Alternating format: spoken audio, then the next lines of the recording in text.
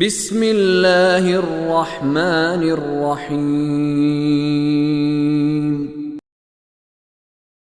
بئس ما اشتروا به أنفسهم أن يكفروا بما أنزل الله بغيا أن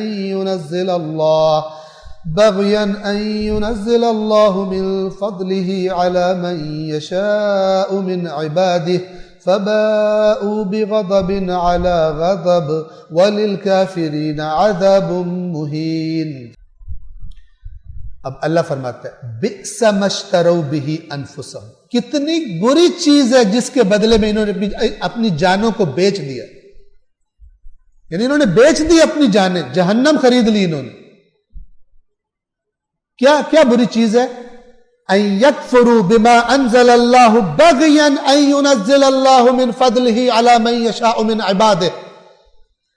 کتنی بری چیز ہے جس کے بدلے میں انہوں نے اپنی جانوں کو بیچ دیا ہے، کیا کر کے کہ انکار کیا ہے انہوں نے اس کا جسے خدا نے نازل کیا تھا، اس وجہ سے، اس ہٹ دھرمی کی وجہ سے، حد سے تجاوز کر کے کہ اللہ اپنے فضل سے جس پر چاہتا ہے اپنے بندوں میں سے اس پر نازل کر دیتا ہے۔ یہ کیا بات ہے کہ ان کا ایک عقیدہ یہ تھا کہ ہم چونکہ برترین قوم ہے، نبی بنی اسرائیل کے باہر سے نہیں آ سکتے، باقی گھٹیا لوگ ہیں، نبی آئے گا تو کہاں سے آئے گا؟ بنی اسرائیل سے۔ اللہ نے کہا میں تمہیں بتاتا ہوں، مدد چکھاتا ہوں۔ اس غلط بات کا بھی تمہیں، ہر غلط عقیدہ اور فکر وہ انسان کو ضرب لگاتی ہے، نہ کہ اسے ثواب لے کے دیتی۔ خاندان پرستی، قبیلہ پرستی، قوم پرستی۔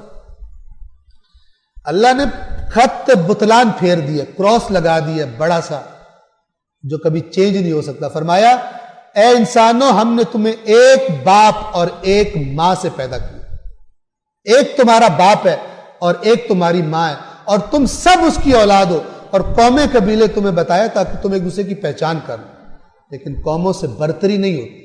ان اکرمکم عند اللہ اتقاکم۔ یا ہم ہندو بن گئے، میرا خاندان اونچا تیرا خاندان گھٹیا، ہندو ہے تو۔ ہندوؤں میں کاسٹ سسٹم ہے، خاندان سسٹم ہے، اسلام میں ان اکرمکم عند اللہ اتقاکم۔ اللہ کے ہاں رتبے والا وہ ہے جو تقوی والا، خاندان والا نہیں۔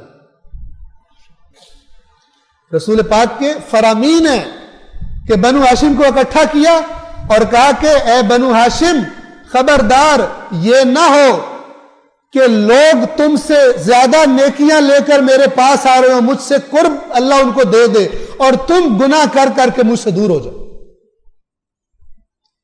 کتنا واضح ہے، عین قرآن۔ قرآن نے بتا دیا نبی کا سگا بیٹا جہنم میں۔